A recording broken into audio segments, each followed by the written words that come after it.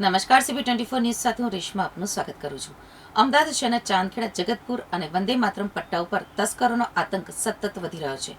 મોડી સાંજે જગતપુર ખાતે આવેલ સેન્ટર પોઈન્ટ કોમ્પ્લેક્સ સામેથી પાર્ક કરેલી 4 વ્હીલર ગાડીનો કાચ તોડી અજાણ્યા ચોર ઈસમો 3 લાખ રોકડા ભરેલી બેગ ચોરીને ફરાર થઈ જતા ચકચાર મચી જવા પામી છે.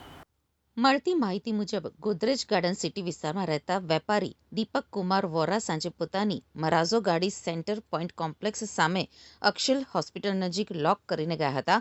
માત્ર 1.5 થી 2 કલાકના સમયગાળામાં જ અજાણ્યા તસ્કરોએ કારની ડ્રાઈવર સાઈડનો કાચ તોડી અંદર મૂકેલી કાળા રંગની લેધરની બેગ, જેમાં 3 લાખ રૂપિયા રોકડા હતા, તે તસ્કરી કરી ગાયબ થઈ ગયા હતા. વંદે માતરમ અને જગતપુર વિસ્તારમાં છેલ્લા કેટલાક સમયથી કારના કાચ તોડી કિંમતી સામાન ચોરવાની ઘટનાઓ વધી રહી છે, જેના કારણે સ્થાનિક રહીશો અને વેપારીઓમાં ભારે ડર અને ભયનો માહોલ વ્યાપી ગયો છે. લોકોમાં હવે એવો રોષ જોવા મળી રહ્યો છે કે આ વિસ્તારમાં ચોર ઉચક્કાઓને પોલીસનો કોઈ જ ડર રહ્યો નથી. આ અંગે ભોગ બનનાર વેપારીએ ચાંદખેડા પોલીસ સ્ટેશન ખાતે લેખિત અરજી આપી છે.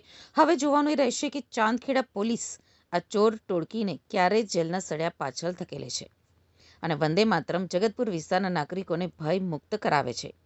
ગુજરાત અને અમદાવાદના તાજા સમાચાર સૌથી પહેલા જોવા માટે જોડાયેલા રહો CB24 ન્યૂઝ ગુજરાતી સાથે.